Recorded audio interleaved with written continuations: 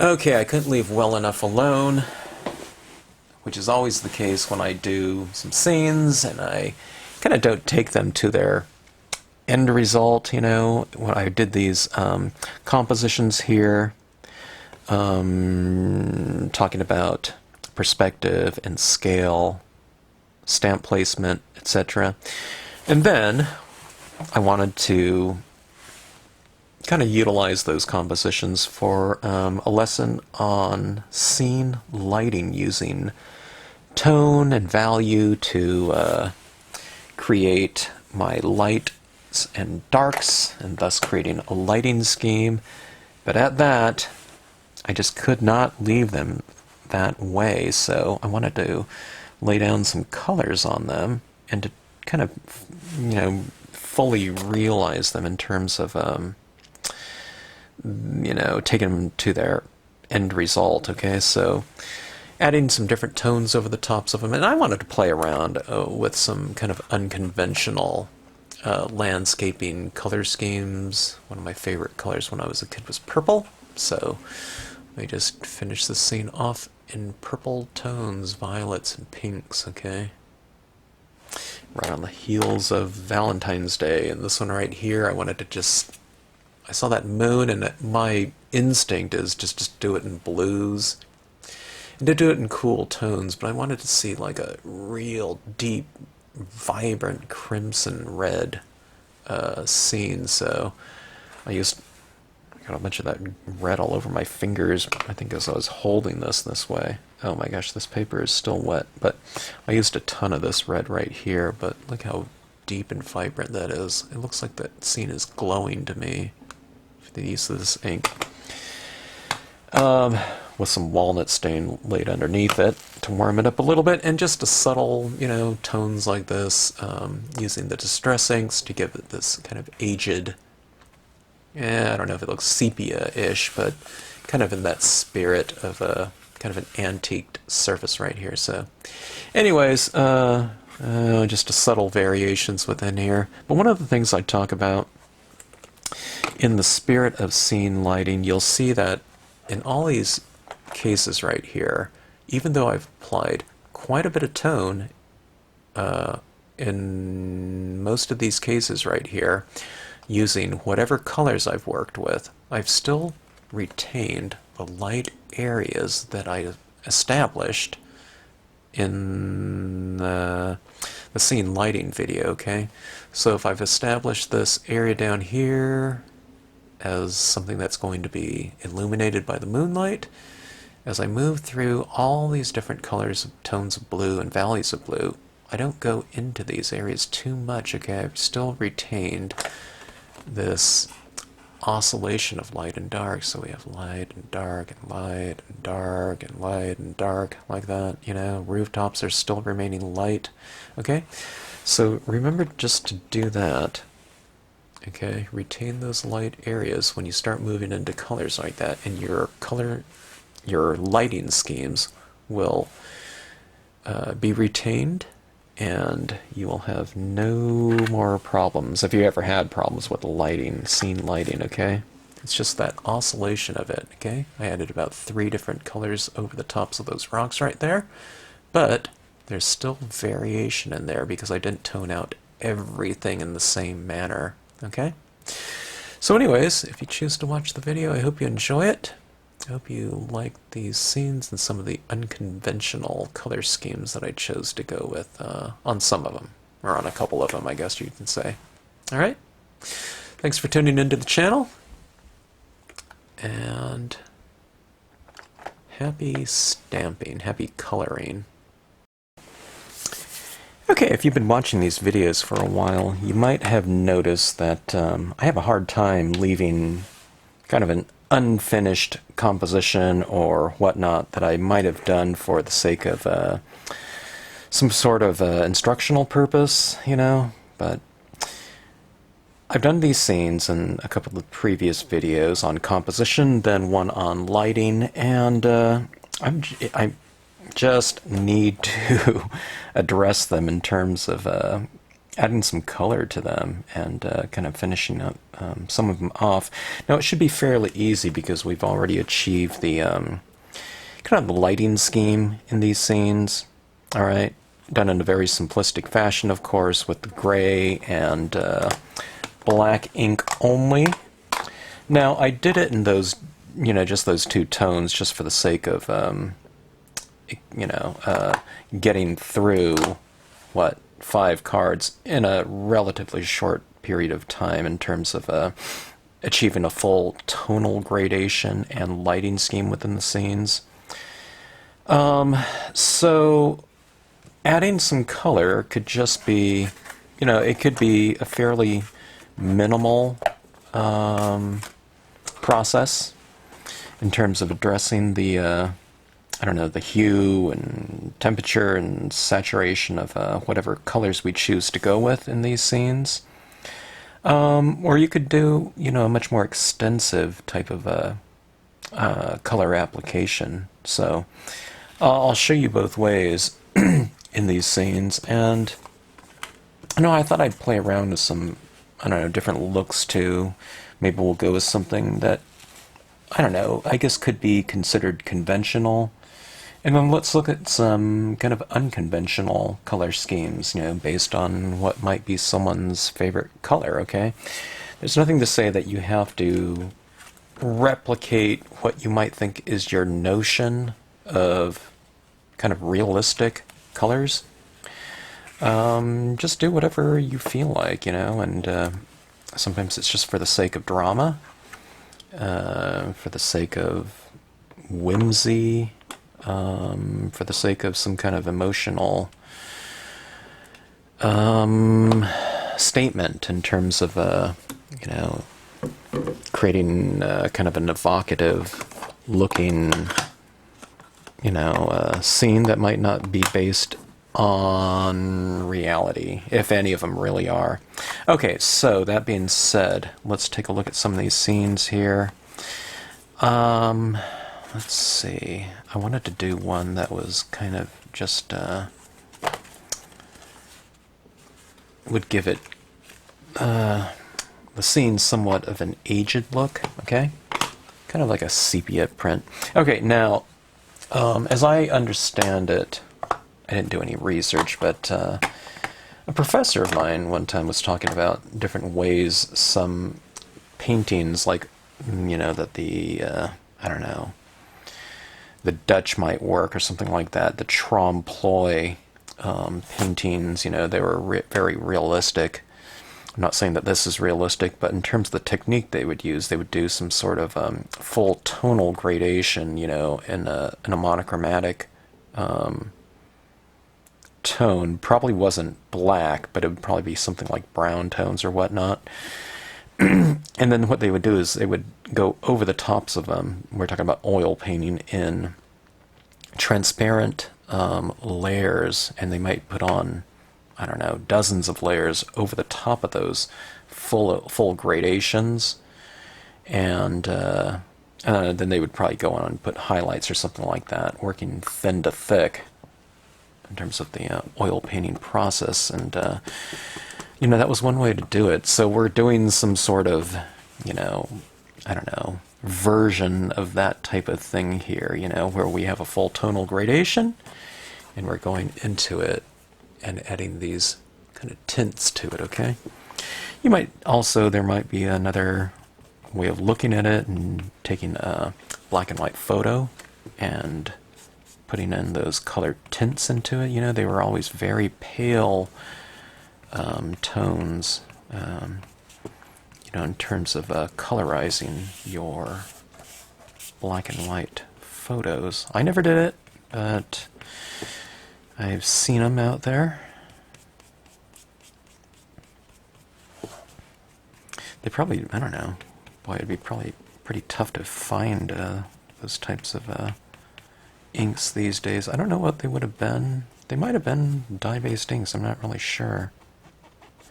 Okay, now, if you've watched that video on adding tone and value to a scene, to depict lighting or to define lighting within a scene. You'll remember that I've retained some areas of light in a scene, okay? And I think I'll do the same thing with these tones, okay? So maybe don't go over everything. I mean, you certainly could, you know, but I am going to retain some light areas, just as I did with the gray and black ink, okay?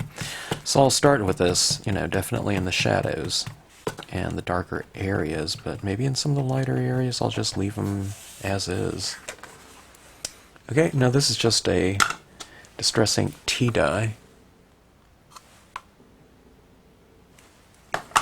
And we'll go with another value of kind of that same type of hue, okay, in the walnut stain. You can see this one's darker. Kind of warms it up a little bit more, huh?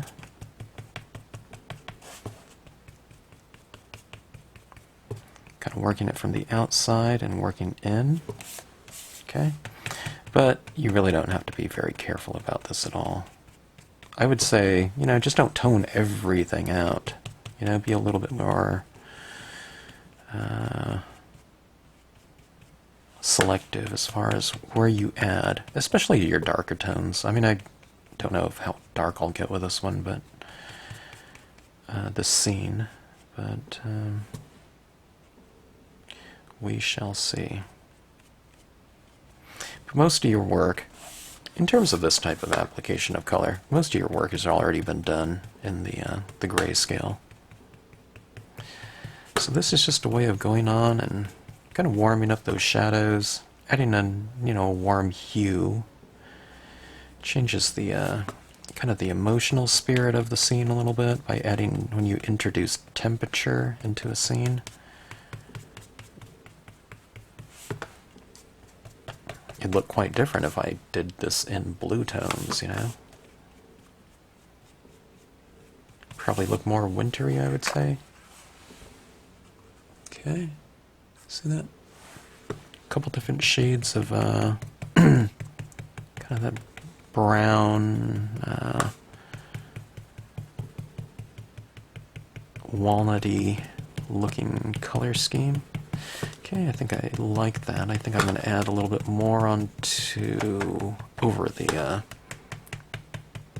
darker shadows there.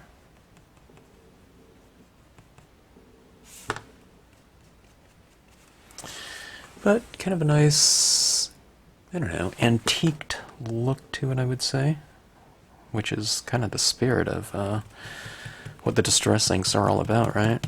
They're kind of that aged look, you know, they're worn and warm for the most part. It seems like even the cooler colors, like blue, or, you know, there's a little bit of a temperature to it, warmer temperature to me. Okay, so something like that. All right.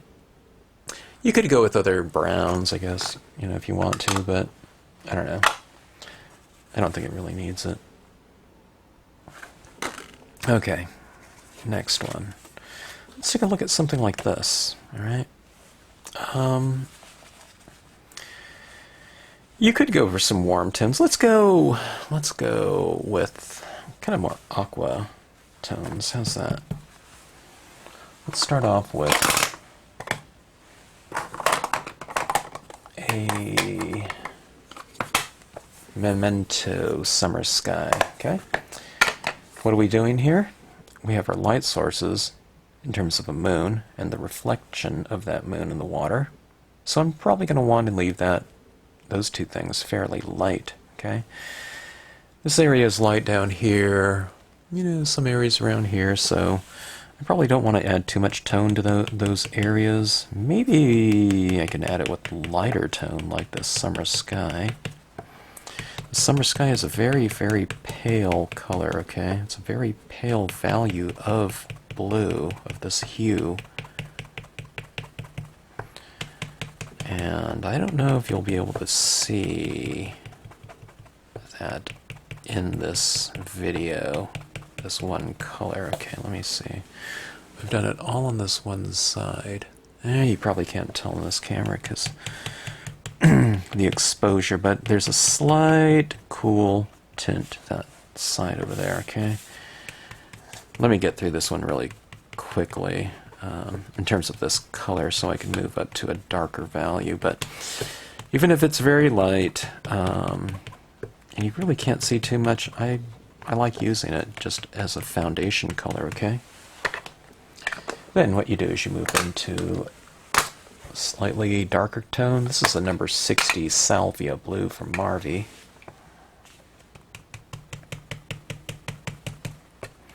Okay, as I add this, I'm being mindful of some areas that I've retained the light in. I probably don't want to tone those areas out too much, otherwise I'll kind of lose that variation. And I want that variation because that variation is the thing that defines light. Okay, we haven't colored it all in, you know, the same neutral value of whatever color we're working on. Okay.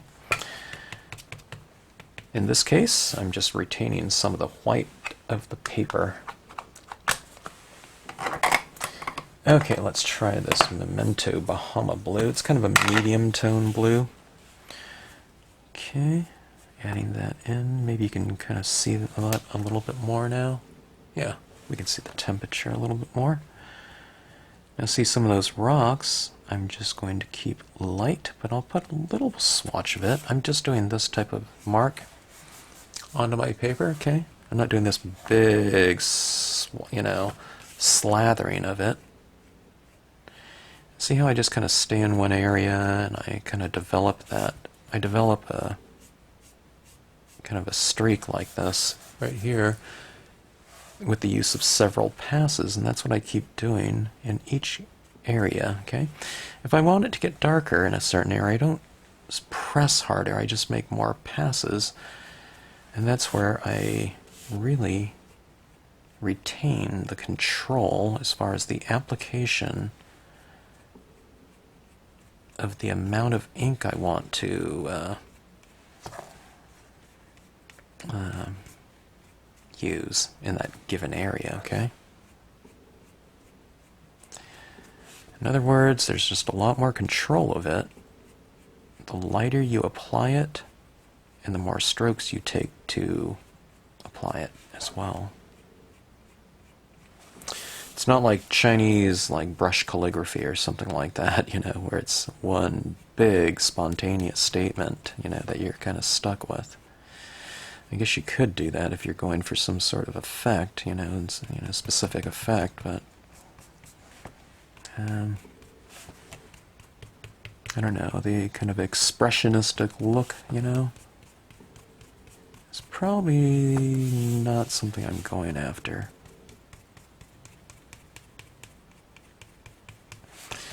Okay, I'm just reiterating kind of a lot of things with this blue that I've done with the darker tones like gray and black. I'm adding some more of this tone into those areas, okay? Alright, now I haven't forgotten about this aqua type of look. Alright, so aqua, you add kind of a temperature to blue, and what you have is kind of an aqua color, okay? It's a warm blue, right? Now if you have that color you can use it, but I don't know if I do. Probably do somewhere. I'm looking across my desk. I don't have like a warm tone blue or bluish green, a couple of them. So I'm going with a pale green right here. Alright, and let's add that in and see what it's going to look like, okay? It's a fairly light green, so I think my pad is a little bit dry too, so it's not applying very quickly.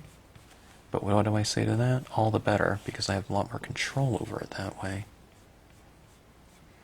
So anyways, I hope you can see that. I'm just kind of putting a swatch across there. Yeah, and it looks a little bit more warm. There's a little bit of it underneath that moon there. I tell you what, I think it'll look better if I kind of oscillate it, okay? We have a little bit here, a little, not, you know, any there. I think it looks better to have a little bit of variation. Okay. So I'll apply some places, and other places won't have any. Put a little bit on my snail.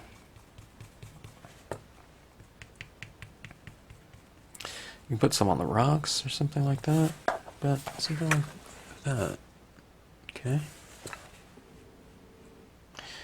Maybe I want to tone a little bit of my moon, you know, like that, just so it's not so stark. Okay. Kind of changes the spirit of it, doesn't it? I think it kind of adds a little bit of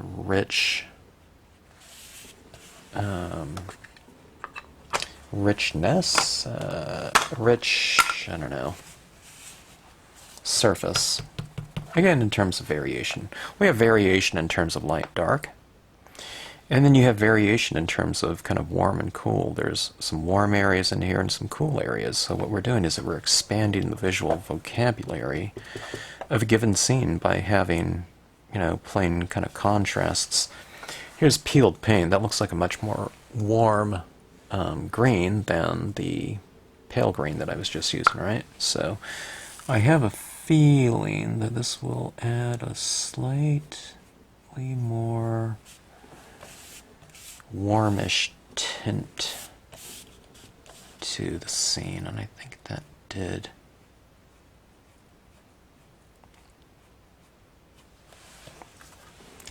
So that, I've kind of done it up in the sky, and I've reiterated it down here. So there's some of it here and here. I don't have any over here, but just, I don't know, just to create that variation, okay? And just as I mentioned with light and shade, it just really doesn't matter where you put it, just as long as you don't put it everywhere, you know.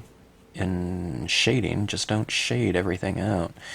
And adding something like temperature, like this, add it here and there. Don't add it over the whole thing. I mean, you certainly could, but I think having the changes that take place over the scene, from one place to another looks,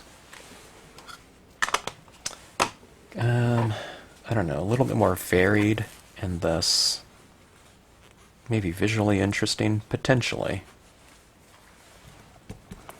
Alright, let's go back to this walnut stand. There is this piece of wood down here, and maybe in the moonlight, who knows, maybe we wouldn't see kind of these temperatures like this, but who cares?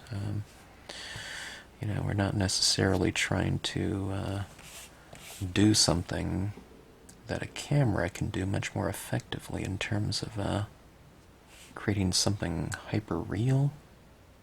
Okay? It's more of a fantasy scene, Anyway. Okay, that was a bit of walnut stain. I've laid it down on this, this branch. Okay. It's toning it in a little bit. We're getting darker for sure. But we've retained still some of those areas of light. And I tell you what, I wasn't going to use this, but let's go ahead and use turquoise. I hardly ever use this color. It's a very old color, and I've never re-inked it, but look how much ink is in there. This pad's probably 20 years old. I guess I don't use like turquoise too much, because if I want to get a turquoise look, I probably just lay down blue and then I add a pale green over it. And because dye-based inks are transparent, it just kind of creates a turquoise for me. But actually, that looks pretty good. I like that new change of hue there. Well, maybe I will have to use turquoise more often. If you don't have turquoise, do like I normally do. Just add, some blue and add a little bit of green on top of it. In terms of dye-based inks,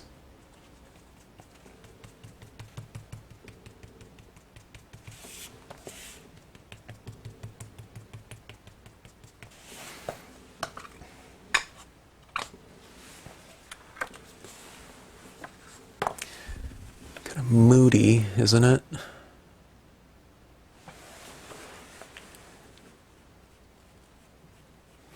I kind of, in this scene right here, I want the kind of atmospherics of it to be kind of like dense, you know, and thick, you know, like I don't know, you have that snail down there, so it would kind of, I don't know, I'm looking for a depiction of, what am I trying to say? It's like a depiction of something very silent, okay? So while scenes are visual, okay, you want there to be kind of a kinesthetic weight to it, you know. When you look at something, there's something in the air, right, that you can feel. In terms of sound, you know, something like this would be probably fairly quiet looking, right? So those types of things, those other senses, you know, besides the visual, are the things that we're trying to convey, you know, through different, you know, techniques, and the way we apply certain colors. This is a jungle green Plume Permanent, which is basically an alcohol pen. And I'm just going in and coloring in this snail, laying down a little bit of shadow next to him, or her. Let's try the elm green. I'm just going for some kind of medium tone greens in here. Yeah, and that would, pens are really great in terms of getting into some specifics. Okay, I can go in and color in specific areas that, you know, big, you know, it's like a thumb-sized sponge, you know, is just not quite as suited for. Okay, let's see.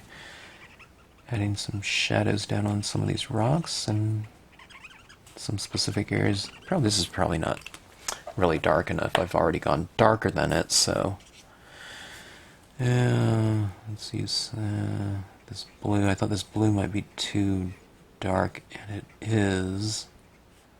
So these are alcohol pens, and this is glossy cardstock. So what you can do is add some of it down and then use your lighter pen as kind of a blending tool, okay?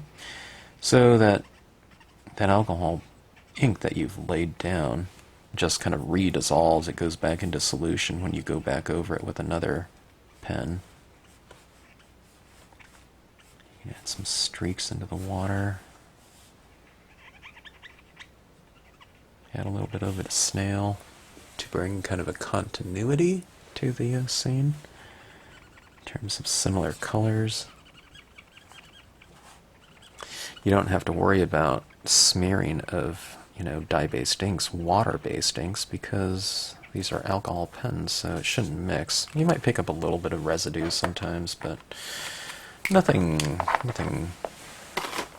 too harsh.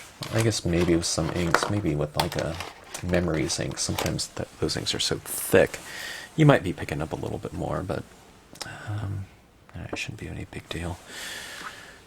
Alright, so we have a couple scenes here.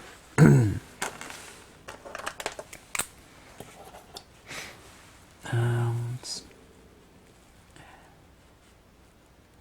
add a few little highlights in here in the form of a white gel pen. I see this scene as being, you know, the lighting being diffused, right? But that's not to say that you can't put a few little highlights here and there to just kind of enhance things slightly. We see these reeds down here, right? Okay, and let me see something. I'm not sure if this pen is working. Yeah, this one. This is a Uniball Signo as well, but I don't think it's working. Let me try my new set of, yeah, I already forgot the name of that gigantic set of gel pens that I got. Something Art. Set of 360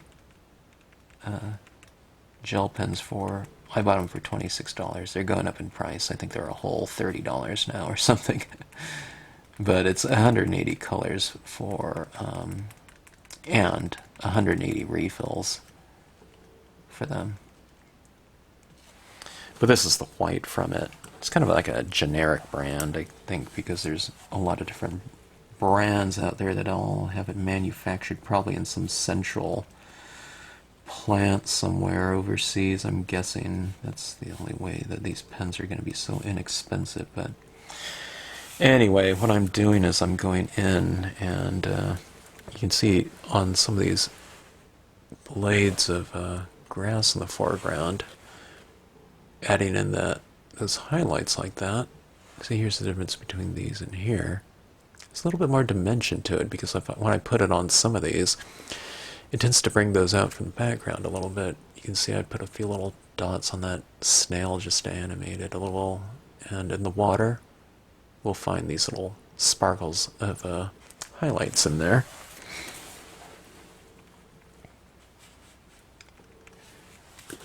Okay, so it just kind of brings things to life a little bit more, and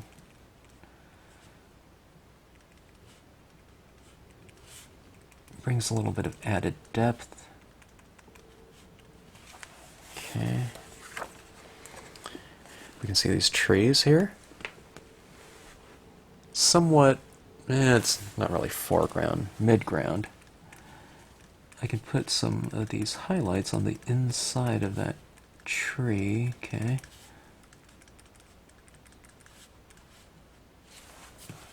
And that kind of pulls them out from the background a touch. See those little highlights like that? And I'll do the same thing right here. Gives it a little bit more dimension. See, this is why I wanted to kind of finish these off. I was sitting there watching some of the Olympics, but I was thinking, man, I gotta get back to those scenes. It's been kind of bugging me out. Just curious to know what these would look like, or could look like, you know, with fully realized, I guess you can say. Okay, so you can see these trees now. See those little white highlights? See how fun they are? We have them down here on the blades of some of those grasses. And see these rocks up here? I mean, they look okay as is. This is looking at it from a distance. Okay, that's fine, right? But I'll show you what I do. I just add a few little on the tops of some of these rocks here. Add a little bit more. Vary your application, okay? Add a little bit more in the lighter areas and less in the darker areas. Just as we add more shadow in some areas and less in other areas, you do the same with whatever medium you're working in, okay? Okay, so remember to vary it slightly. When people are doing coloring in the beginning, or shading, if they're having problems with lighting, it's because they tone everything out, so they don't retain some of the lightness in here. They've just, you know, gone to town with the color application, which is kind of, you know, I'd rather they do too much than too little, alright? But when you do your next one, just control it a little bit more and use less ink. Okay, that being said, when people are adding too much tone to create the illusion of lighting, you know, there is no lighting if everything is just all toned out, right? Same thing with highlighting now, okay? So with the highlighting, when people are having too much problems, you know, they're not varying it, okay? So we have a few little more highlights. Oh, sorry. Let me try to, okay, here we go. Here's a perfect example. See that rock right there is capturing some of the light, but as I move into the darker area over here, it kind of tapers off. There's less dots, okay? More dots right here, kind of closer to the light, and less dots over here. I didn't even put any on this tree because it's farther away from it, okay? And you can see where I put the highlights on the side of this tree. A little bit more up top here, closer to my light, And you can see down here, there's nothing, right? So vary it, you know, a little bit. And do less. And doing less can potentially go a long way in terms of creating variation.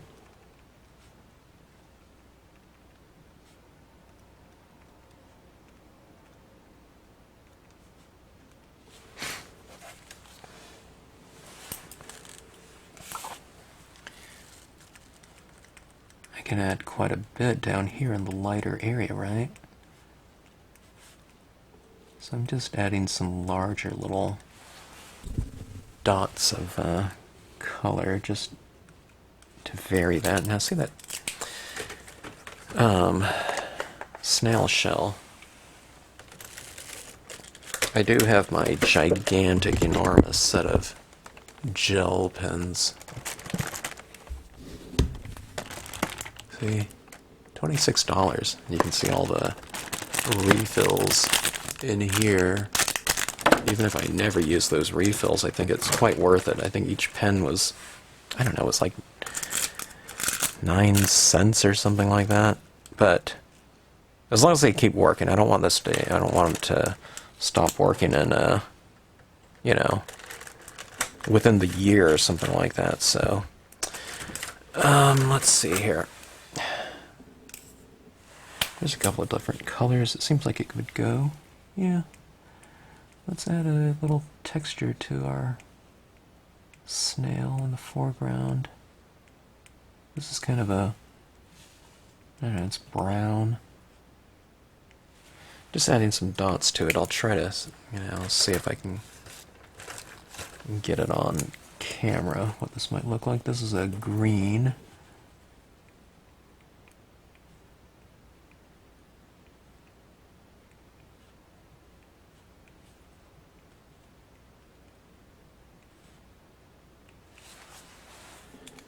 Okay.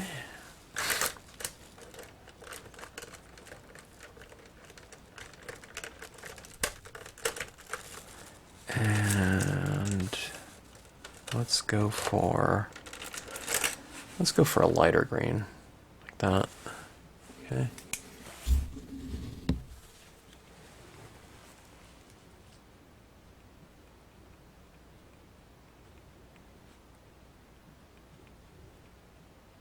Sometimes people are reminded of Bob Ross videos, they say, when watching these videos. So we'll call this our happy snail.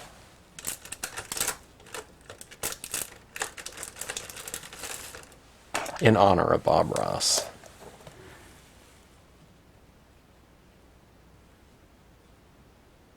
I didn't see a lot of his videos. I certainly know who he is, but I didn't watch his series. I guess it wasn't on PBS. I saw it at some point in time.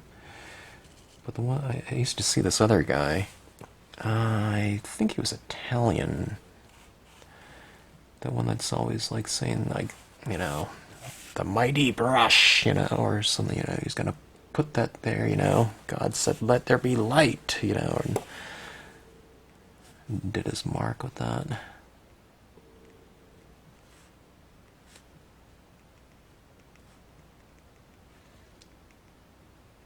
Okay, adding a little bit more highlighting on some of these areas with a little bit of a larger dot to vary it, okay? Kind of brings things to life a little bit, but I use it kind of sparingly. This is a 1.0, I think, tip, but you can see it here or there, you know, just like one dot amongst, you know, a bunch of the smaller dots. See that right there? There's our kind of very decorative snail. Kind of looks weird when you look at it, you know, up close like that, but from afar, you know, looks like that. All right.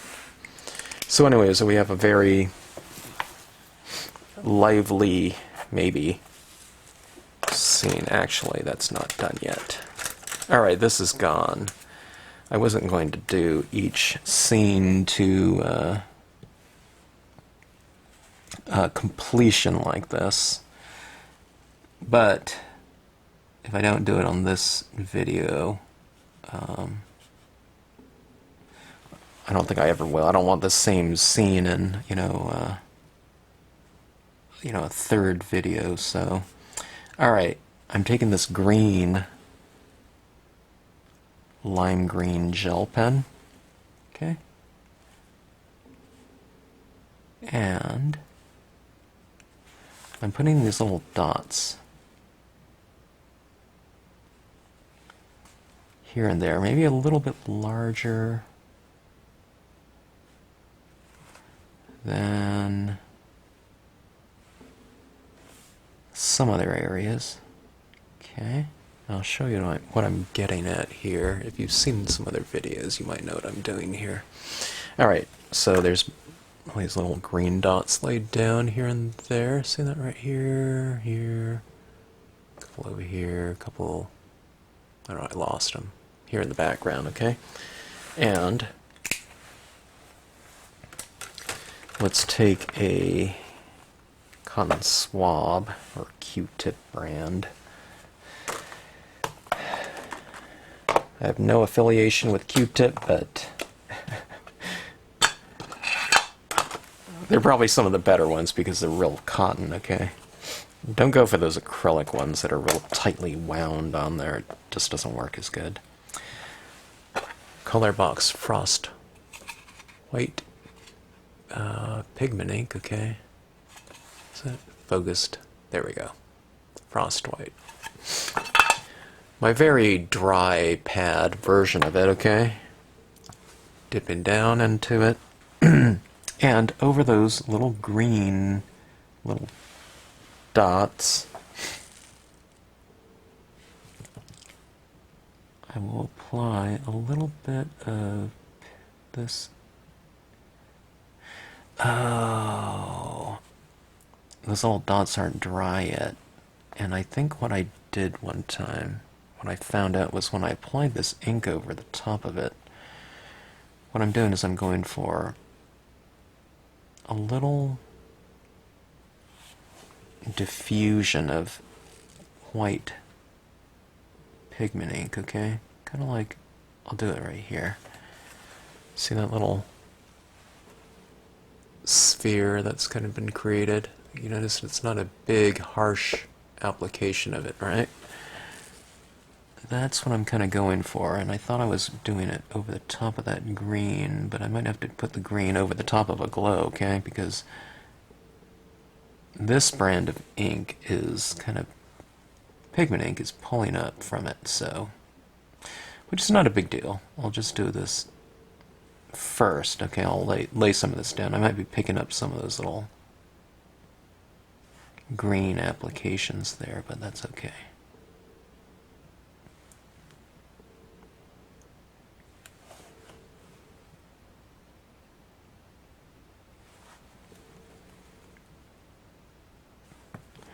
These little glowing dots, I'm sorry if I didn't mention, I'm trying to go for this kind of little depiction of some fireflies. Their little green glow, lightning bugs, fireflies, what else are they called?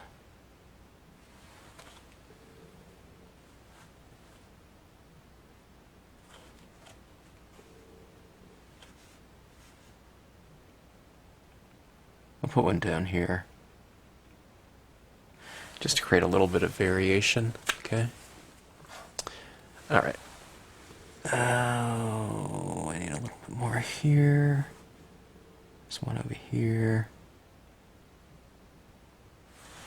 Something like that. We want this scene to be kind of teeming with life, I think. Alright, and what I'll do is I'll just go and put this little dot of green in the middle of the little pigment ink, and we'll have our happy little bugs.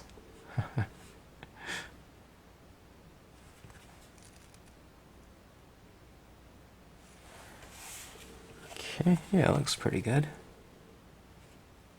Usually my little green little things are kind of diffused, but they're a little sharper here, but I think it works.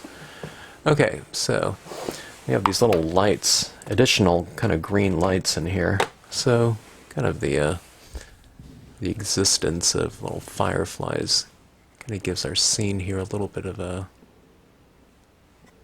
I don't know, added life. They could be little fairies or something like that, or sprites, you know, wood sprites or something. Whatever you want them to be, but I think it gives areas a little bit more, I don't know, variation. Again, there's that word. So, we have our nighttime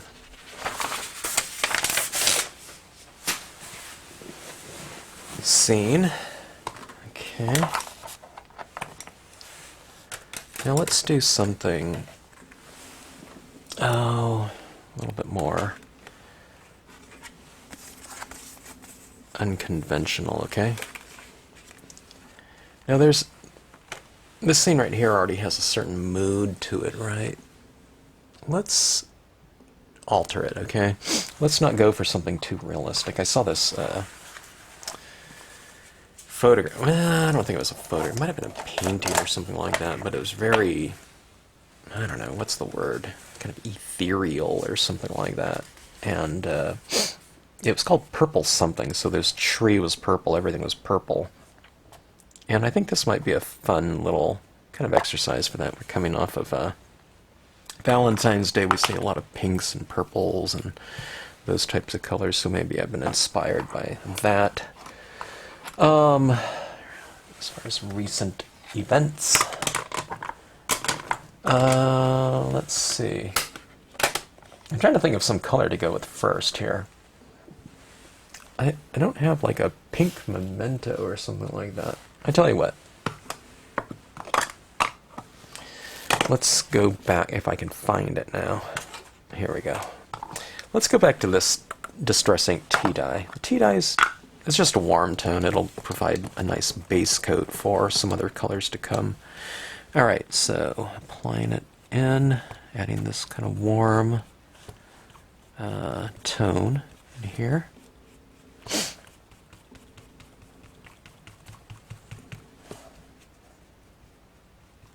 Remember, if you want some things to remain kind of light, then don't tone them out too much. You can put a little bit of tone on there if you want to, but maybe not all the way, especially with your darker tones, you know. Like I said, I mean, if you really wanted to, yeah, you could just tint the whole thing uniformly with this color, because it is kind of the lightest color base coat right here. Let's get into our Blooms and Bridge, or Bridge from the Blooms and Bridge.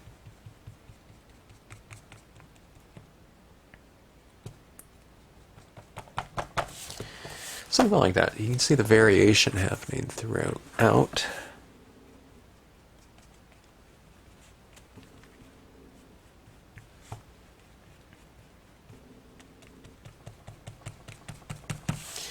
Okay. That's that. Provided me a nice foundation color. Okay, let me see what I have here. Here's some different pinks. Here's a rosemary, pink, another rosemary. Rosemary is one of the first types of colors to go in terms of Marvy's, what I found. I don't know why. Ink chemistry must be a little bit different. But when I say it goes first, we're talking about probably, these ones are probably 20 years old. Yeah, see, the pad is just kind of sunken in a little bit for some reason. It just breaks down, but 20 years, you know, I'm good with that. Okay, let's add some pinks in here.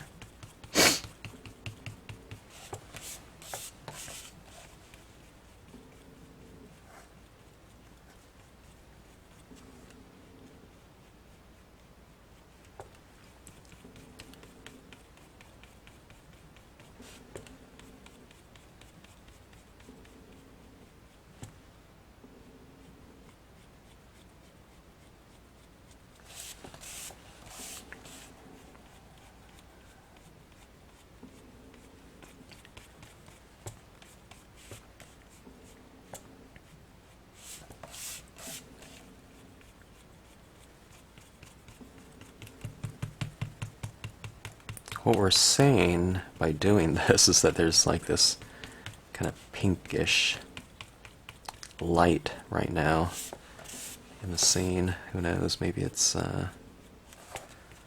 some sort of twilight or something like that, or who knows, maybe there's a lunar eclipse that's doing it.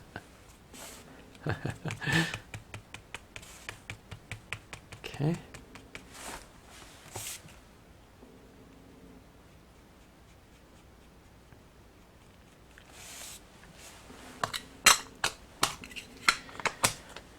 This pink, let's try orchid here. What I'm doing is I'm working incrementally a little bit darker within whatever color scheme I'm doing. Okay, so let's take a look. Orchid is it's a little bit darker. Okay, remember, retain some areas of light so that we have variation happening throughout our lighting scheme. You don't really have lighting if everything is neutral, okay, mono value. So you can get some of this tone down, but just maybe don't add it in the same saturation everywhere. Like especially the shadows here are going to get darker. Maybe the side of the cabin that's darker. I'll leave the rooftop, you know, light still, so that it looks a little bit more dimensional.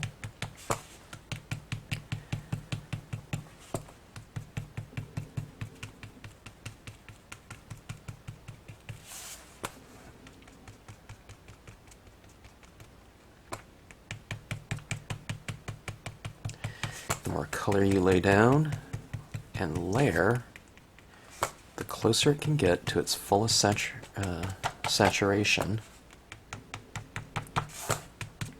But at some point in time it just won't get any darker using whatever existing color you happen to be applying, because it has reached its full saturation. And these are transparent colors, so the darker you get, or the more you add down, it just stays the same. That's when you know to move up to your next color, or next value of that color. Alright, this one's pale violet. It's more of a medium, though. Okay, that's kind of getting right where I want it to be in terms of my darkest areas.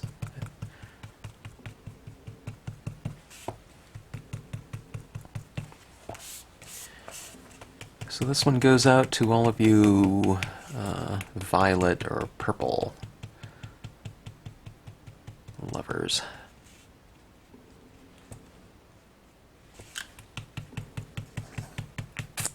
Purple was my favorite color when I was a kid. The purple crayon in the box was always, you know, whatever the stubbiest orgone used first. It's always fun every time a new school year started, because you started off with a new box of crayons, and we're not talking about those huge ones. I think some people, a couple of my friends had that gigantic box that had the built-in sharpener on it, but you know, for the most part it was that smaller one.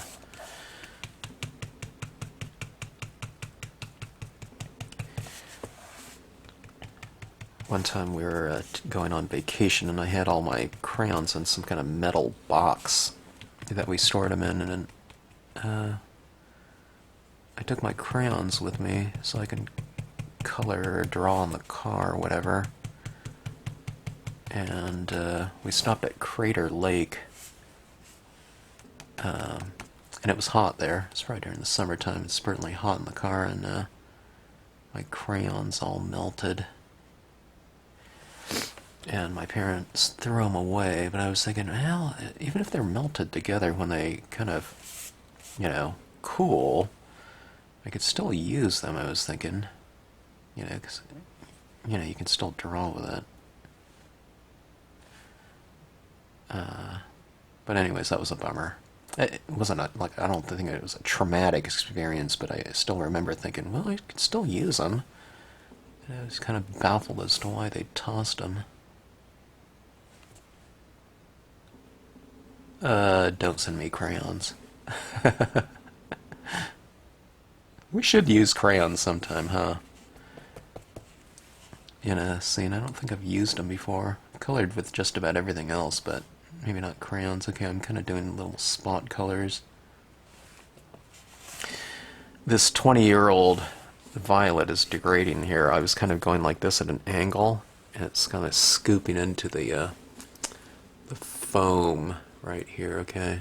Like I said, I'm not exaggerating when I say these pads are probably 20 years old, because they changed the lid type at some point in time, and that was probably, gosh, that was probably 10 years ago at least, maybe more.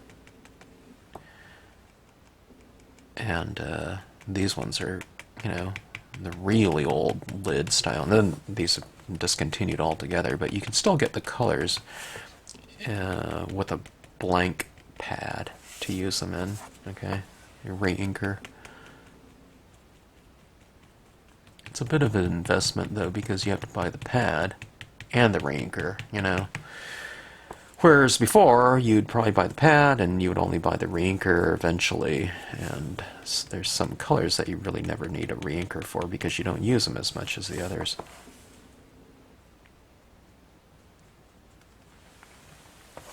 Okay. Oh, that was pale violet. Excuse me. I feel like I might have some allergies or something like that. Maybe it's what I'm doing this with all these kind of blooming flowers or something like that. It's hitting me kind of psychologically.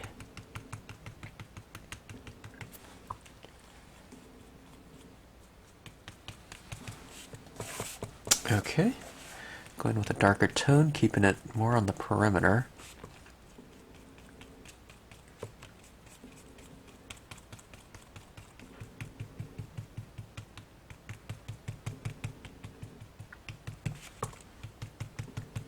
Hitting it down here in some of my shadows.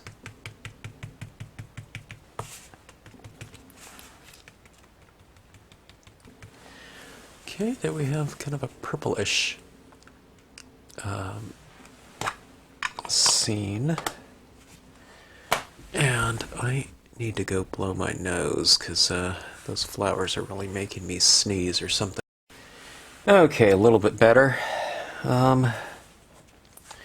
Where was I? Getting purple. I don't do enough purple scenes.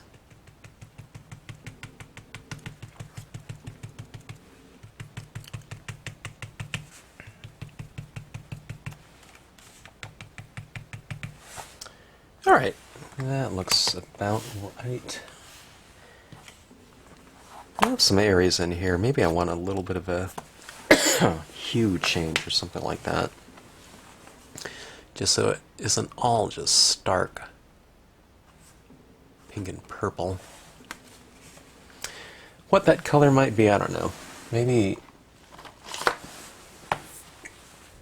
a little bit of green. Okay, this is... what color is this?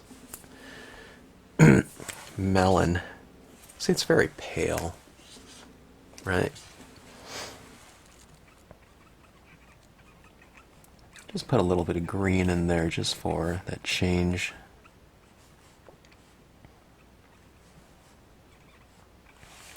Do something like that. I don't know if you see that in there. It's very subtle. But it's just, I don't know, it's just to break up the monotony a little bit. And I mean, we have these different pens. We might as well use them. Here's the biscuit and apricot. Alcohol pens. Let's hit the this little wooden bridge here, just to create a little bit of variation in texture. Okay, we can hit it in the cabin here as well. Go for a little bit more brown tones. Now I'm just hitting it with this one color right now. It's very, very pale. Okay.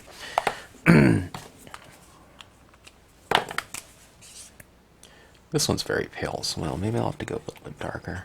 This one's apricot. Yeah, barely see anything. But I generally work it from, light to dark. I think it's just easier that way. Now I'm thinking, is that too dark? Well, let's see. I can hit like underneath the eaves here in the cabin for some added shadow. You can give the wood grain a little bit of texturing. Don't color in the whole thing like a coloring book, like a fill-in thing. Just put a few streaks of it here and there and see if you like it. Then you can always add more. I don't know if you can see what that looks like there, but see, I put a few little streaks in there in the front of it. Chances are you'd get some variation like that, with the wood grain and the kind of age of the house too. Okay. Put a few streaks in here.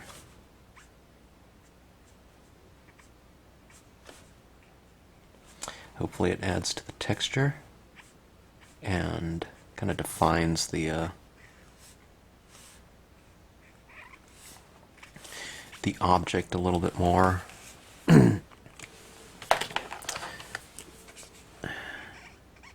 Blend that out a little bit. Those darker streaks.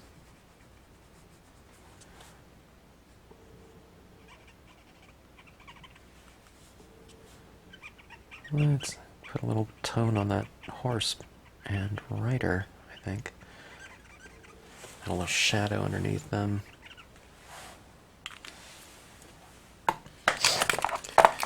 Alright. And, boy, I don't think I've ever used this purple, because I don't do purple scenes very often, but shadows are often kind of brighter versions of the color that's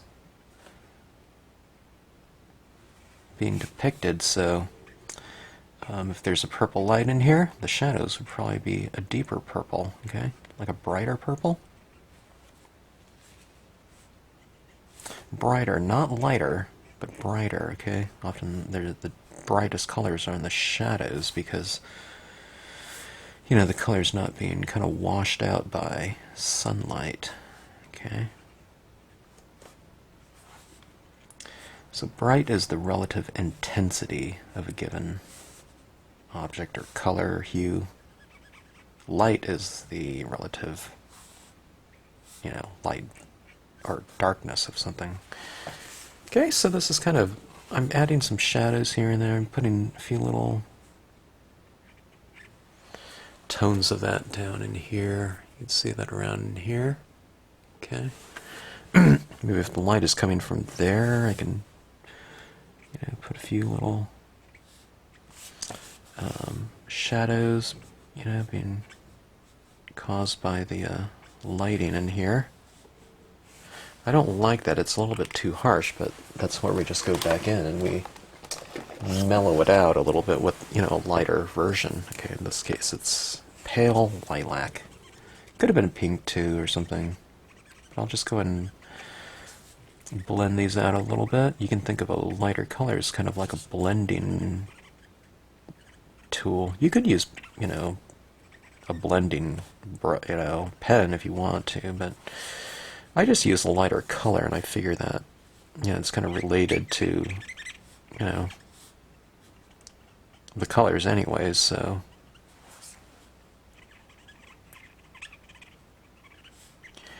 Okay, so that's laid down in there. Okay. Alright. Now let's add in some highlighting again. Alright. I can highlight because I've retained some of the white of the paper in here, so I can highlight with white. But I do have other colors pen. I have, a whole range of just about every hue now, so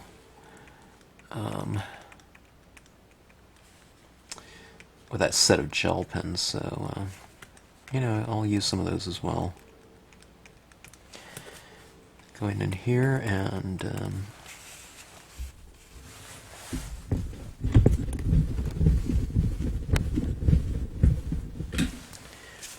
Kind of adding some details in here. So here's this piece of wood, and I can kind of give it a little bit of an edge, you know, on the side of it that is kind of pointing towards the, you know, whatever that is, setting sun probably, around twilight. See these boards down here? These boards get somewhat monotonous in terms of the tones that have been applied. I have variation down here, but see, I can see some of the boards. I'm just highlighting some of those boards a little bit, you know, with a little streak like that. And I think that makes it look pretty good. These fence posts, okay? Put a little highlight on maybe the side of the fence facing the light, okay? That. Let's do the same thing over here. Flipping my card because I can just get at those a little bit easier than this. I figured I'd have to put my hand there. Some of those little gel pen marks might be a little bit wet. I can put a few highlights on some of these blades of grass, just like I did on the fence posts over there. So we give things a common texture, which brings a little bit of continuity into the scene. Okay.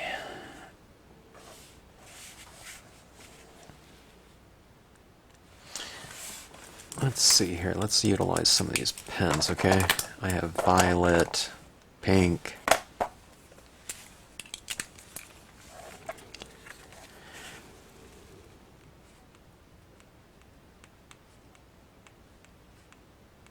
Just adding a little bit of texture around here and there. You have to kind of see where this is going to show up, okay? It won't show up when the value behind it is the exact same, okay? So you have to put it in an area that's a little bit darker, or quite a bit darker. I don't want to put it too much in the real dark areas because it really stands out too much. I want it to be more, slightly more subtle than that.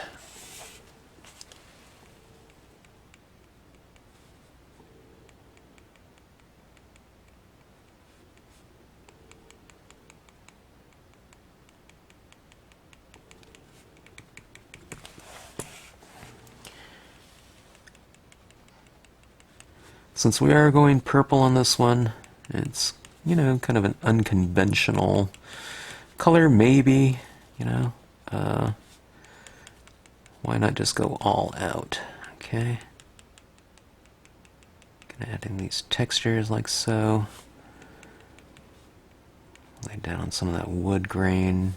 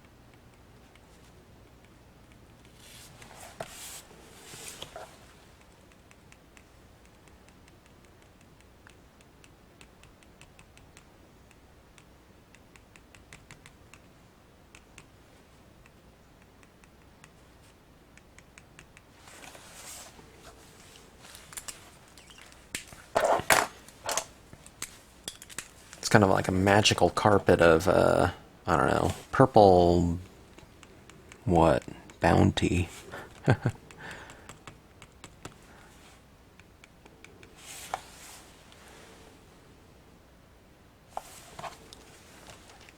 It's kind of like a fantasy thing, you know, it'd be more along the lines of something like a, you know, like a animation or something like that.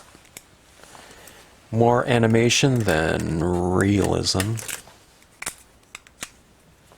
That's for sure. Okay, let's go in and add some of the lightest of highlights. Okay, I'm adding a little bit more in the lighter areas, right? I'm going for that variation.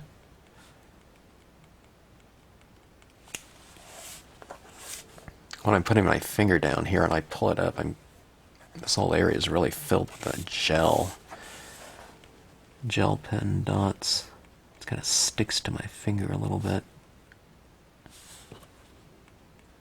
which is not a big deal. Just kind of reporting.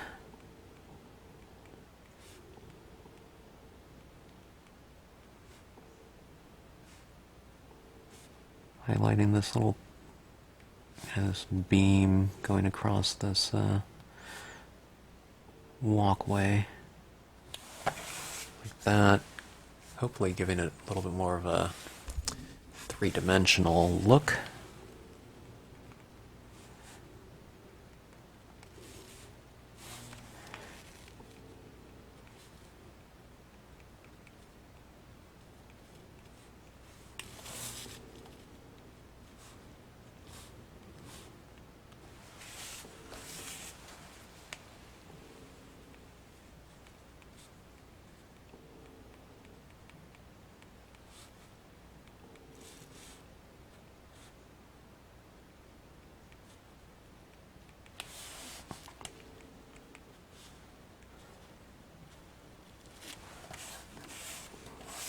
It's looking a little busy. I'll show you what I'll do about that. But I do like what's happening in here. But I just want it to look a little bit different.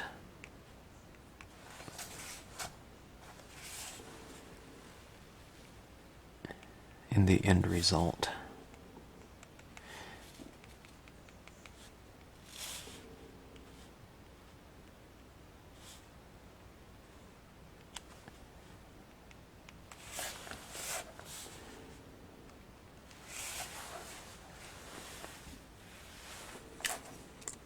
Well, it's definitely different than what it looked like before, huh?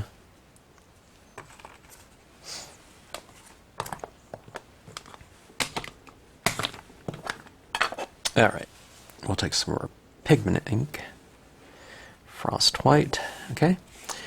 And we'll give this kind of a blanket of, I don't know, low-line fog, you might say, okay? And there's a little bit of white up here, so I can do this. When you don't have any of the white remaining and you add kind of like a white, misty highlight, it looks odd because it doesn't, this mist should be illuminated by whatever colored light you're casting on it. So if you've retained some of the lightest area, whatever the lightest color is, would be appropriate for this type of look, okay? So you can see in the distance right there where I'm kind of changing the spirit of that object by laying a little bit of tone over the top of it, alright? It diffuses it, right? And it gives the illusion of light hitting it because I've varied it a little bit too, okay? I've left some areas untouched and I'm putting some pigment ink on some areas. And you might be thinking, well, where, exactly? Well, it doesn't really matter. Just don't do it over the whole thing, okay? All right, horseback rider, lady on horse. She's kind of diffused right in the legs of the horse because the mist is kind of hovering over the ground.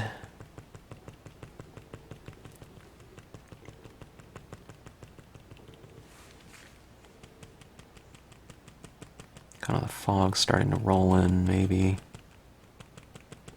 But it looks beautiful when it's being hit by that. Too much.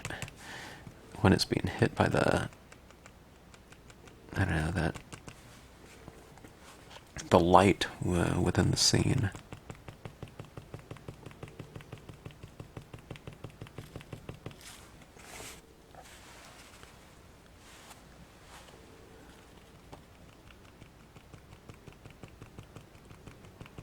whole trick to this is getting the right amount of ink on this so that it's a nice kind of dry application of that pigment ink. You don't want it too sloppy wet, otherwise every time you tap it, it's leaving this big, gigantic, thick ball of paint, and that's what everyone does that's doing this in the beginning. They dab it too hard, and they have way too much ink on it, so maybe just dab it off quite a bit. And then don't get impatient, just utilize kind of a very dry brush application of your pigment ink, and then what that does is it gives you really a lot of control over it. See, I might do 10 taps just for that one little area, but in doing so, it really gives me a lot of control over how much I'm applying, okay? See that kind of diffusion, that texture that's happening? It's soft up here, it's soft here.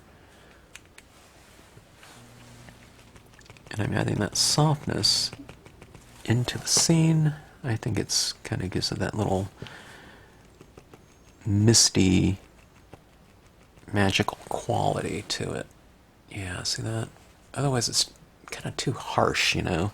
Especially with all those little dots, but I don't know. I added a ton of those little dots in there, but I wanted this, you know, the surface of this to really shimmer.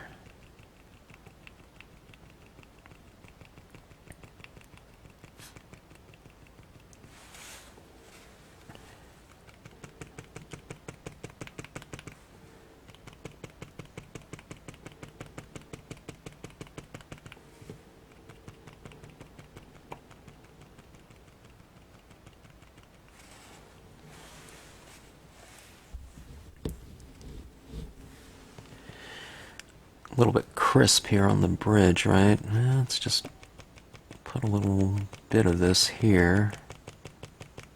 Or somewhere. Just don't do it over the whole thing, remember?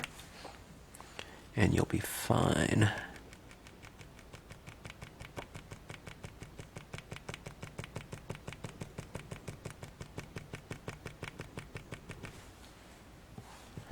See, it's down here, then I'll come up here and I'll put a little bit of it here. But in between, I'll leave it kind of untouched and kind of crisp, you know. Crisp in terms of the impressions, okay? I'm kind of diffusing some of the impressions with the use of some of this dry brush application of the pigment ink.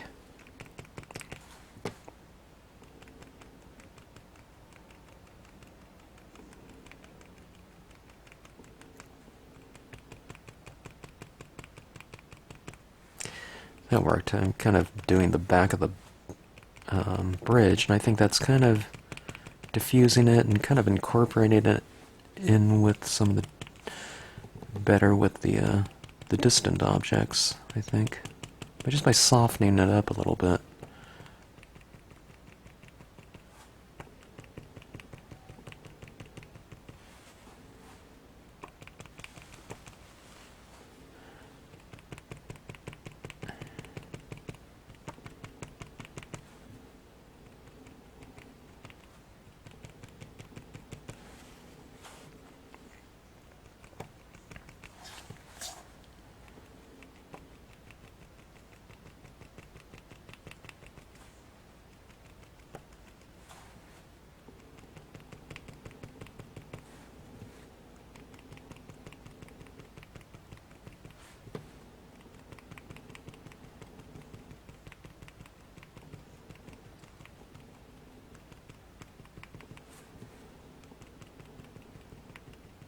I haven't used this Blooms and Bridge in quite some time, and someone asked me about it, but so as I do this, one of my considerations is I haven't used it for a while, so I really want to finish this thing off, and also I kind of want to see something that I haven't seen before, so, you know, when you're a stamper and you have your tools in front of you, one of the fun things about it is you can see something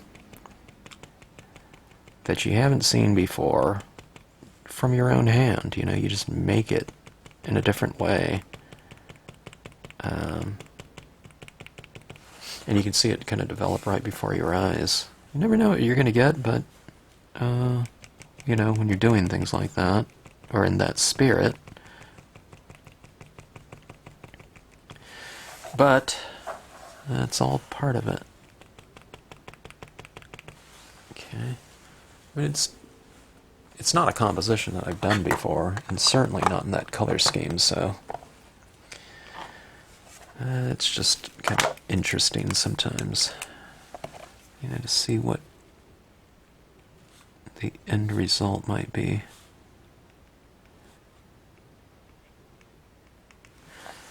Okay. I think each one of these finished scenes could have been a little bit different. I mean, could have been its own video. So as far as the length of this goes, if you've really managed to watch it to this point, I'm sorry for kind of torturing you all the time with the length of these videos. Okay, those 3.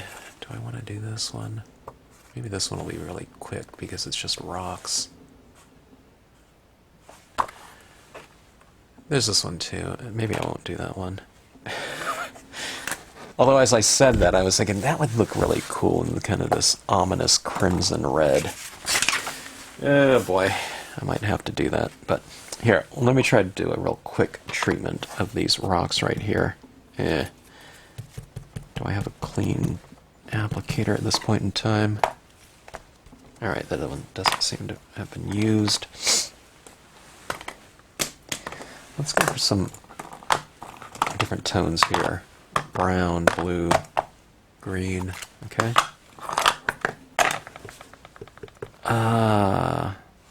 Yeah. Okay. Adding it mostly in the shaded areas, and then coming out a little bit.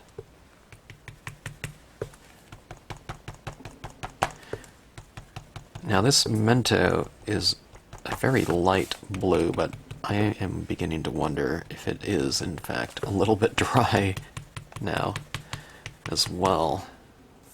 It might be. If so, that's when you know to move on to your next color. Okay, let's try some of this distress, okay? Tea-dye. Okay. I'll just kind of paint it on, brush it on like so.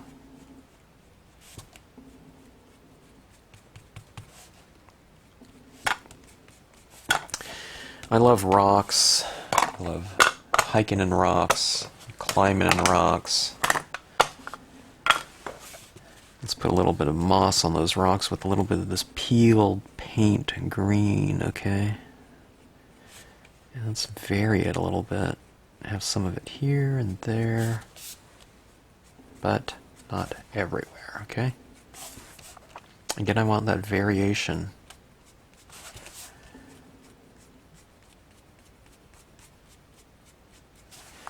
Okay, something like that. It's a little bit too greenish to me, so let's go back. Let's hit it with this salvia blue. It's just a light blue.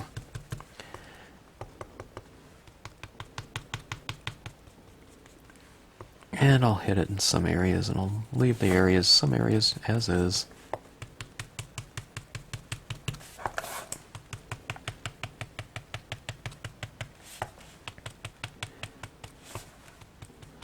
With that moss in there, it almost, maybe this is like a sea cave, you know, somewhere along where the ocean meets land, maybe. I don't know what this area is for. In here you can put other imagery, you could put a quote, it could be anything, you know. It's just a window created by the ledge stamp. Alright, now this is what I was kind of hoping to do on this scene right here. I'm going to add in some additional textures. Maybe I won't do this over the whole thing, although I love doing this type of thing. So if if I stay on this process, hope you bear with me a little bit. Actually, if you're at this point in time in the video, you must really like these videos. Otherwise, I probably lost 90% of the viewers at about, 3-minute mark.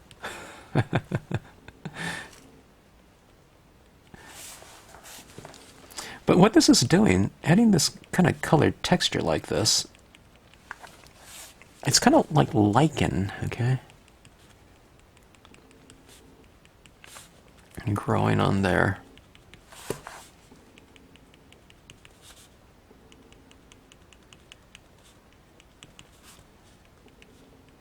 And lichen is usually different colors, okay? So that's a bit of a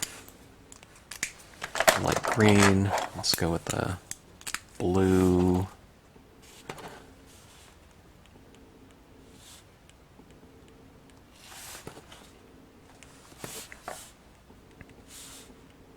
I don't know if there's really blue lichen, but I'm just adding it in there anyway. Let's go for some of this kind of pale orange color. Okay. And this really gives it texture and kind of variation and subtle detail. Okay. And it's kind of, this orange is somewhat related to that tea dye distress ink. It's a warm tone amidst the cool ones at this point in time. There's some lichen is like reddish colors, and you can certainly do something like that.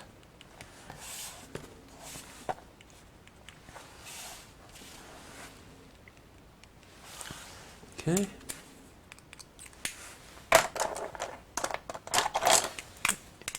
And here's white. Maybe I'll keep the white mostly to the lighter areas within the scene. I don't see it as really lichen, but it's just kind of highlights that will give a little bit more lighting and dimension to the forms within the stamp design.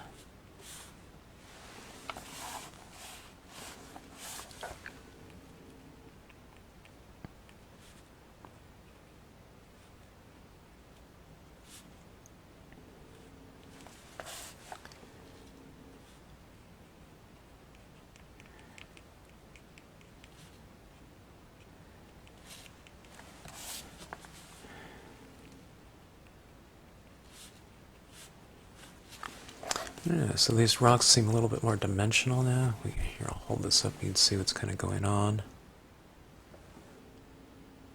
See just a little streak of that white there on the edges. There, a couple dots. And you can see the tongue, this portion. This is where I didn't do any of it yet. Okay, so you can see me, I'll just add some of it down like that.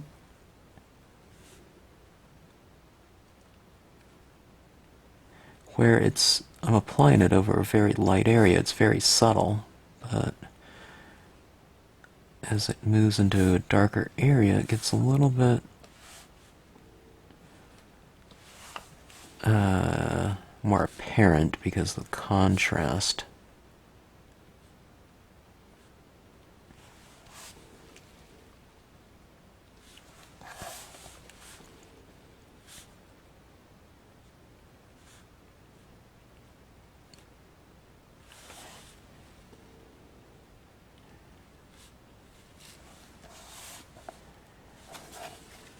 Alright, so there's a rocks. Hopefully it looks very dimensional.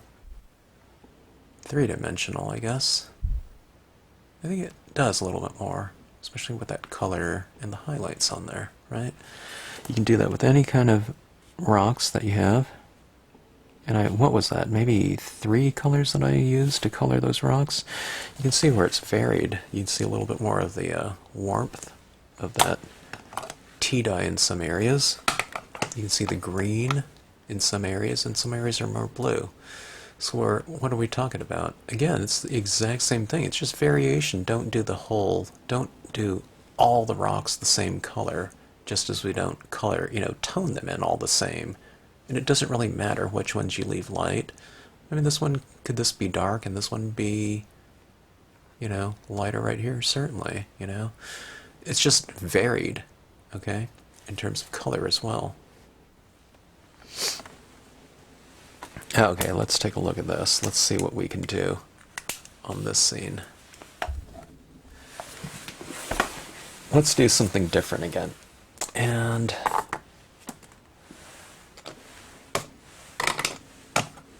let's see what we can do. Sometimes I try to make a spookier looking composition look much more tranquil just to have that contrast, but let's see what we can do with this one in terms of giving it kind of a heavy emotional weight. Alright, let's just start off with walnut stain, a nice warm temperature. Okay.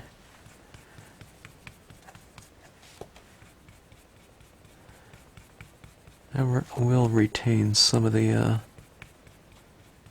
white, maybe, of the clouds.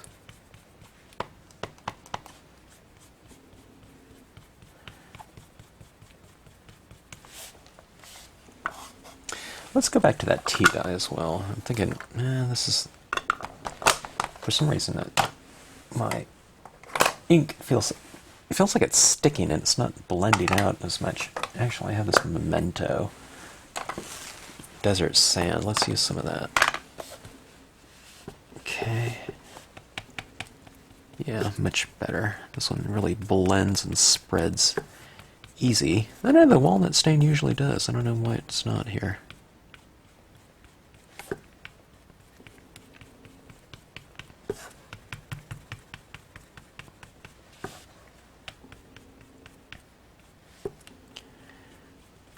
Okay, putting a little bit of temperature across that moon.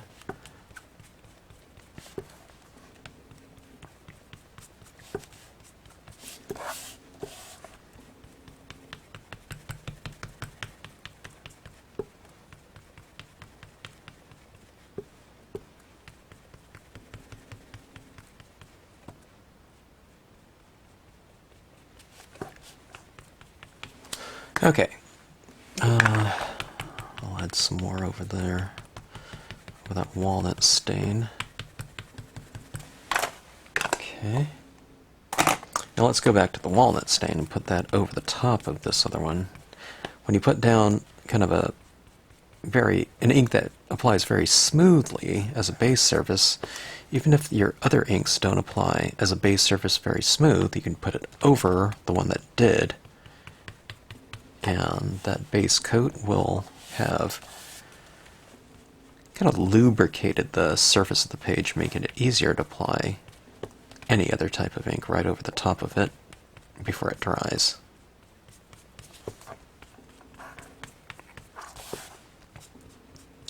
Very different look to it, right? Before, that bluish gray had it was kind of a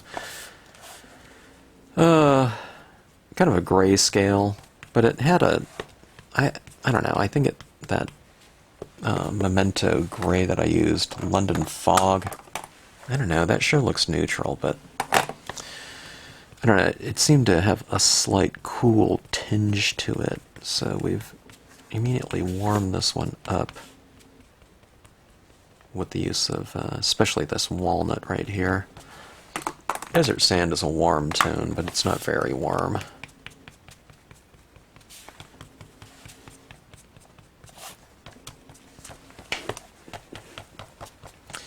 Okay, that'll provide a nice foundation. Now let's start getting into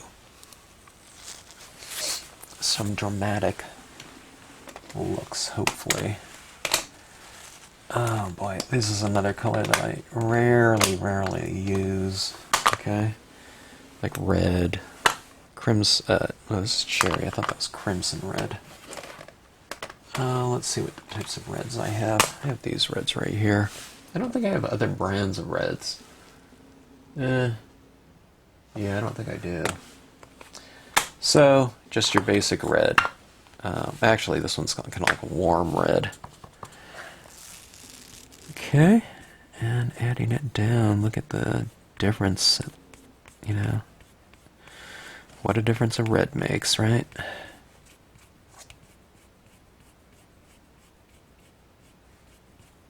Still utilizing it on my brush. I don't have to re-ink yet, because a little goes a long way, because the paper is getting a little bit saturated. So, it's not absorbing my red quite as fast. Okay? Alright, second re-inking, starting on the outside, working my way in. As far as adding colors to your scenes, this is quite often the motion I take. It's kind of this stroke right here. Okay? And if I need to build it up quite a bit more, then I'll go for the tap. Like on the outside edge like that. You know, if I want to frame things off a little bit and get the edges, the four corners really dark, it's kind of more of a tapping motion.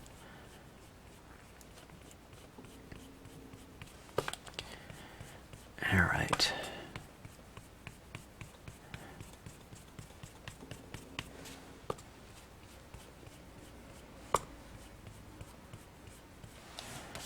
See that? I want it really bright, which I usually don't do. I'm usually a little bit more conservative in terms of, you know, how bright I take my scenes. The brightness is usually, I don't know, like the four corners or something like that of the card, where they get really dark. Okay,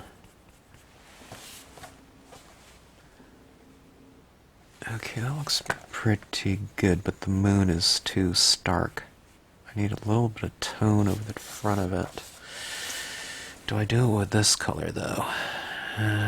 Maybe not, but I can't think of another color that I want to do it in, so let's take some of this ink off. Boy, there's a lot of ink on there. That red goes a long way. I doubt if I've ever re-inked it before. Okay.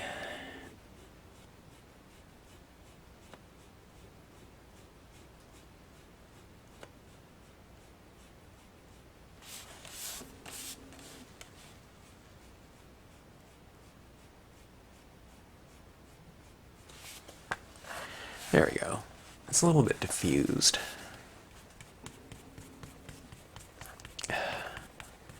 Look at that cloud, how deep it is.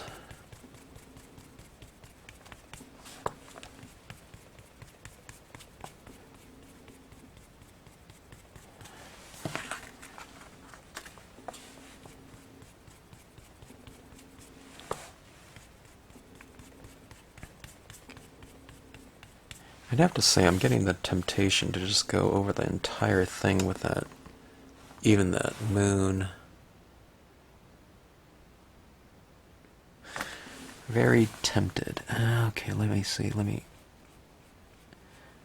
encroach in here a little bit more, like so.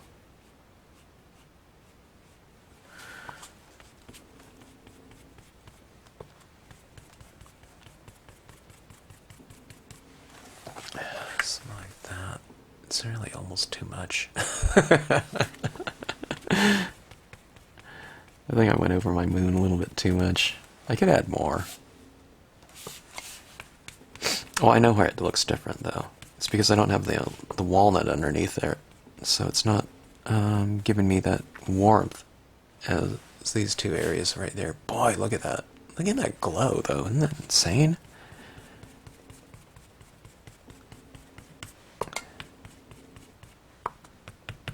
That is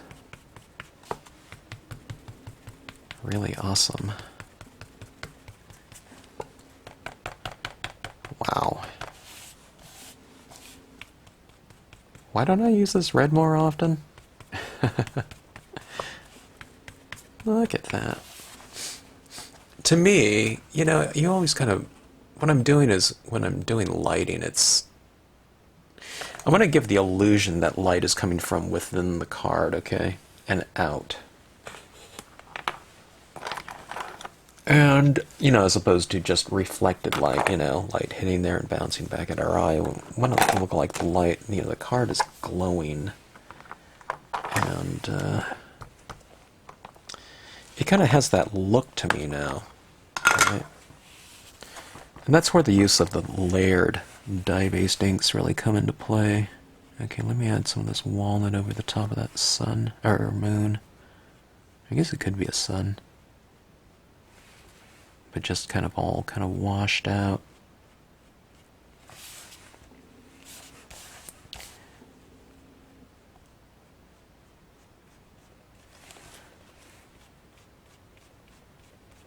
Slight hue change. Something like that. Okay.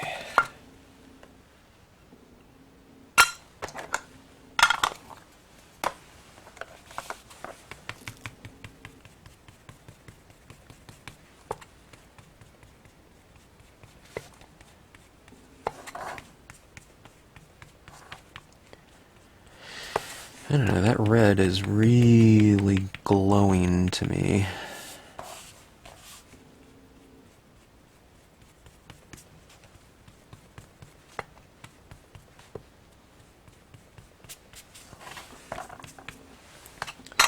Alright. Cherry. Let's try that. I don't want to get rid of that really strong glow, but let's see if we can enhance it a little bit more with a little bit of a deeper red on the perimeter.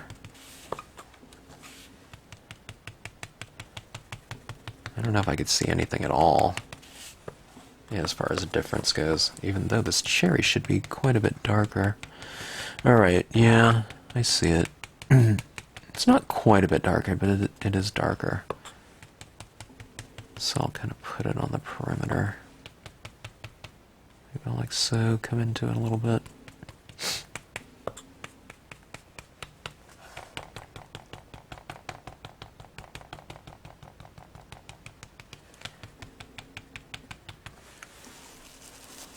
Probably looked like the moon coming out, you know, back when all the fires were happening in California.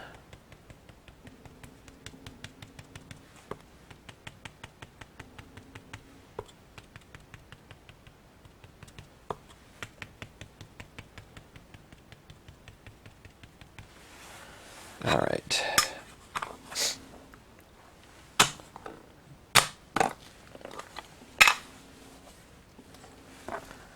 This could be the reddest scene that I've ever done. This is black. I'm just kind of tipping the edges, four corners a little bit more.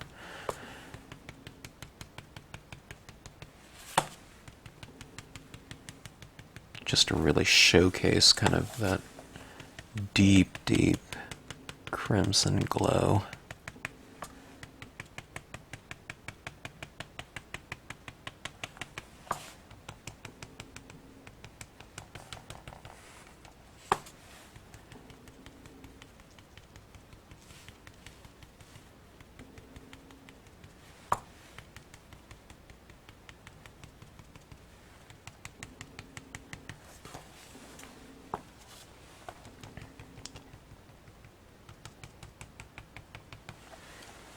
All right.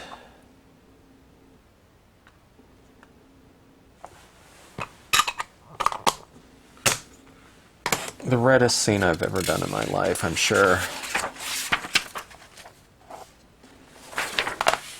And the thing that's going through my mind is it could maybe use something else in here. I'm trying to think if there's enough white to put a little bit of highlighting in here. Perhaps some subtle highlights. I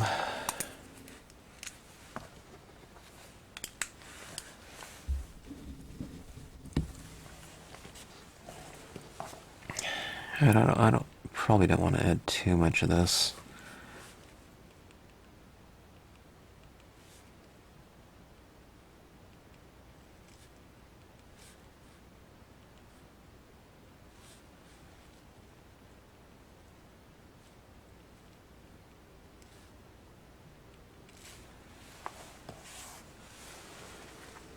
some very subtle little highlights up there from the being bottom lit by the moon. See this branch right here?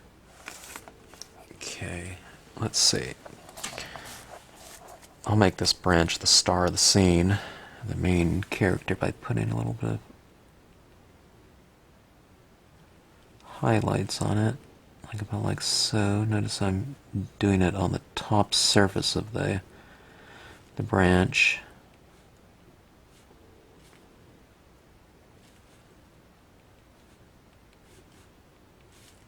I added so much red paint, red ink, that my white gel pen is absorbing some of the red because the red is still wet, and my highlights are turning a little bit pink. Okay, but that's fine. It makes more subtle highlight.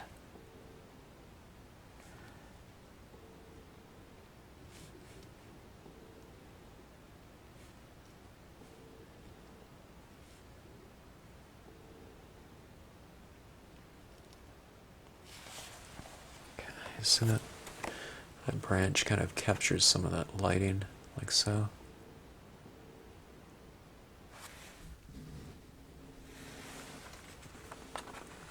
Alright, let's bottom light this one up here.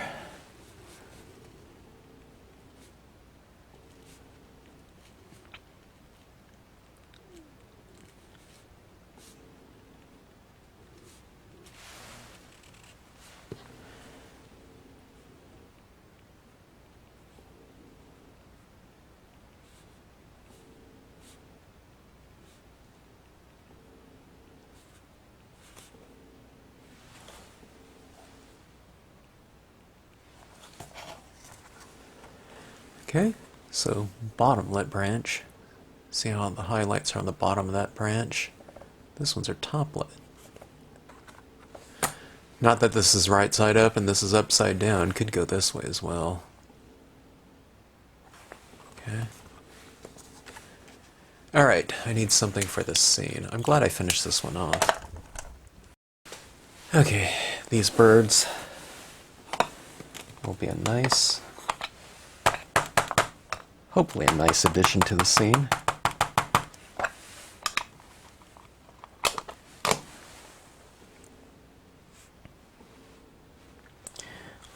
I'll put them at a bit of an angle like that.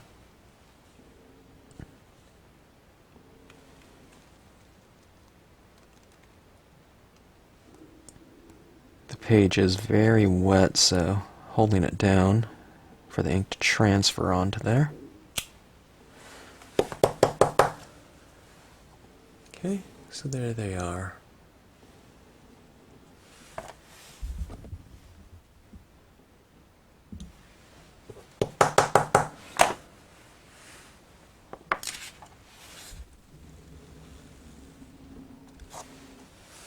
Alright, let's take a look and see what we have here.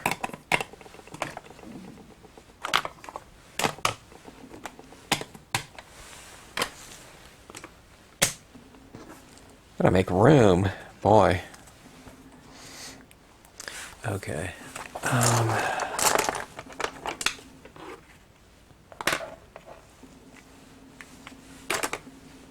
I need something to angle this. The glare off this is so shiny. Okay, there's my moon. There's something very, I don't know, quite a bit more subtle, I should say. This purple, the reddest scene I've ever done. Maybe not the most purple scene I've ever done. Okay, and something a little bit more antique looking. Now on these ones I didn't do like a, I don't know, just blue sky, brown cabin or whatever. I just wanted to play around with these ones a little bit more, you know, kind of give it a more I was going to say fantasy. I think fantastic started coming out, but just some kind of more playful playful approach to color based on some fully realized tonal scenes, okay? I mean, look at these colors right here.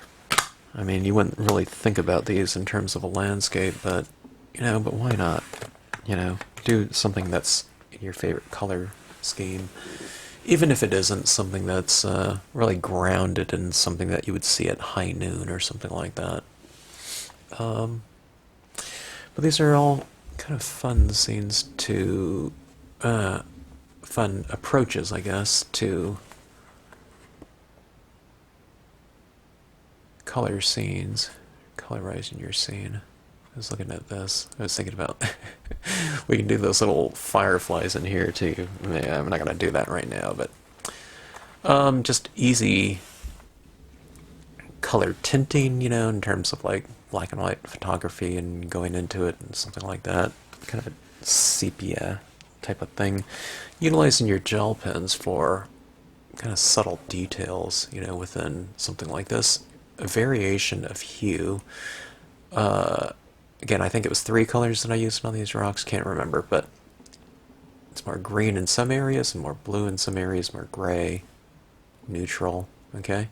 So vary your applications of colors at times, you know.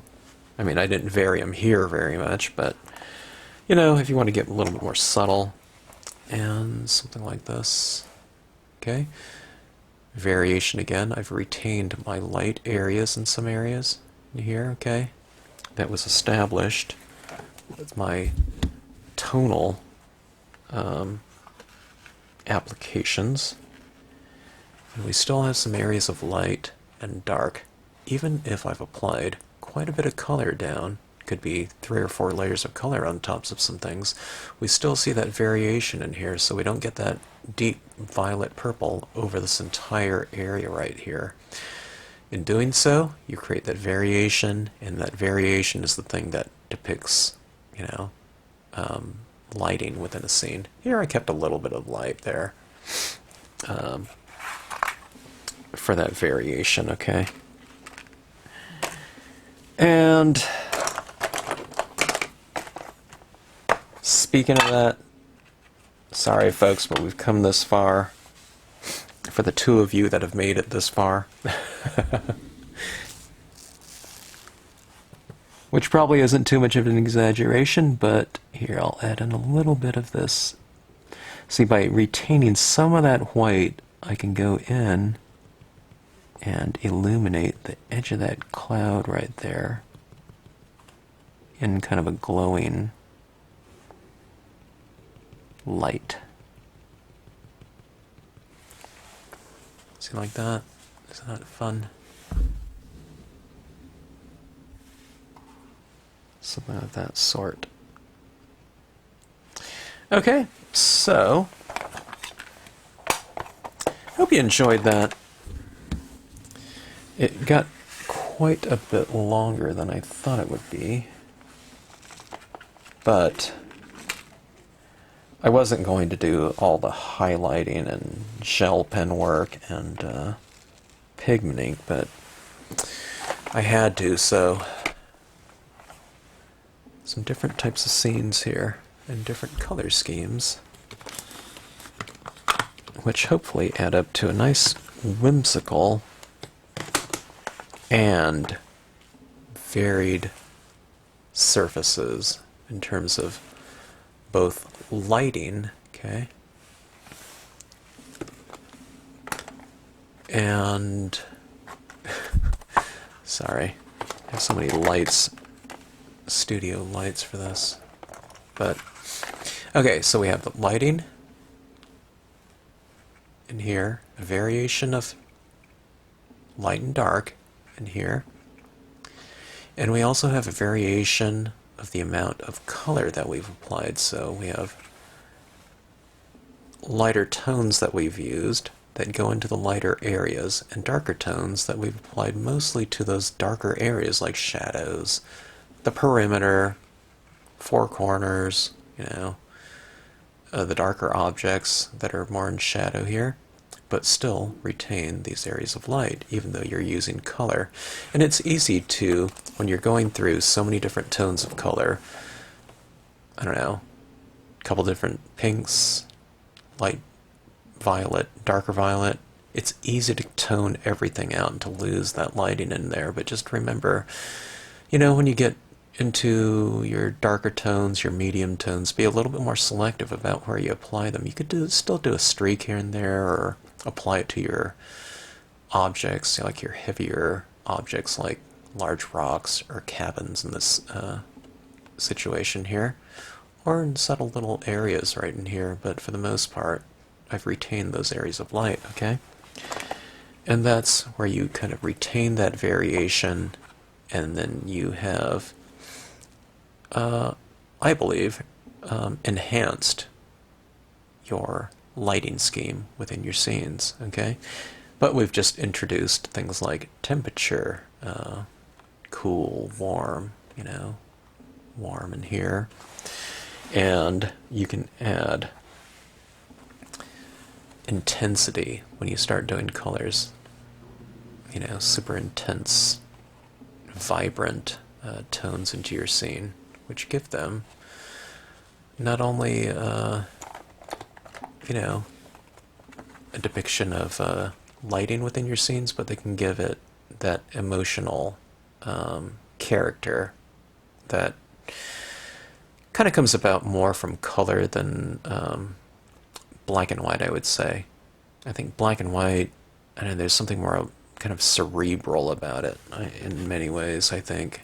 But color is the thing that kind of brings some of that emotion into it. Okay, so thanks for watching. Hope you enjoyed it.